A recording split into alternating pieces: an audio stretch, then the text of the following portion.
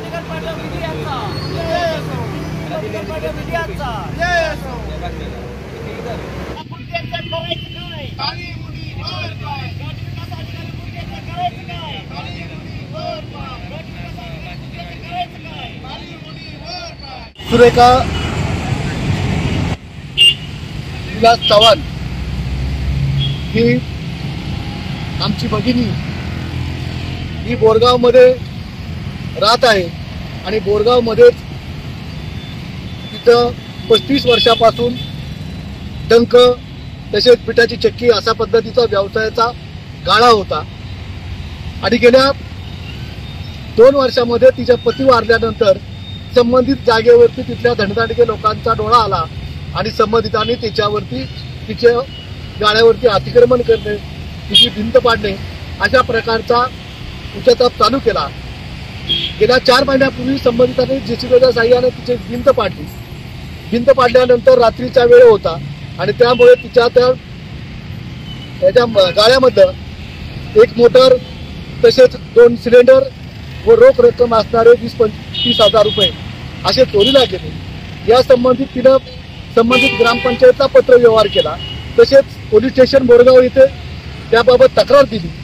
4 महिन्यापूर्वी पोलिसांनी फक्त 506, 504 आणि 427 म्हणजे अनधिकृत घुसणे अशा प्रकारचं तक्रार संबंधितांच्या विरोधात घेतली, परंतु संबंधितांवरती दरोड्याचा गुन्हा दाखल झाल्याने, संबंधितांवरती जबरी चोरीचा गुन्हा दाखल झाल्यामुळे संबंधितांना जास्तच दादागिरी आणि मस्ती केली आणि काल परवा 26 जानेवारीच्या पूर्वसंध्येला संबंधितांनी तो गाळा जेसीबीच्या साहाय्याने 4-5 लोक घेऊन निस्तेनाबूत केला।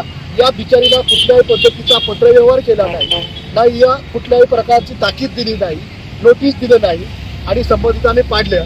मग या बिचारीने 26 जानेवारीला आत्मदहनाचा निर्णय घेतला।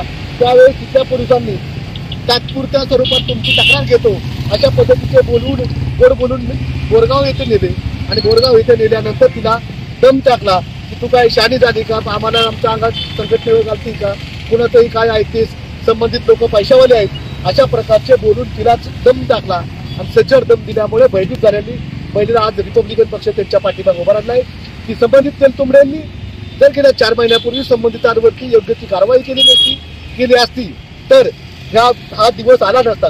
एकंदरच ही सुरेखा चव्हाण हिचे पती सैन्यामध्ये होते आणि आज माजी सैनिकाच्या विधवा पत्नीवरती आज साताऱ्यामध्ये आत्मदहनाची व इच्छा मरणाची तिच्या कुटुंबाला वेळ येते ही अत्यंत शोकांतिक आहे।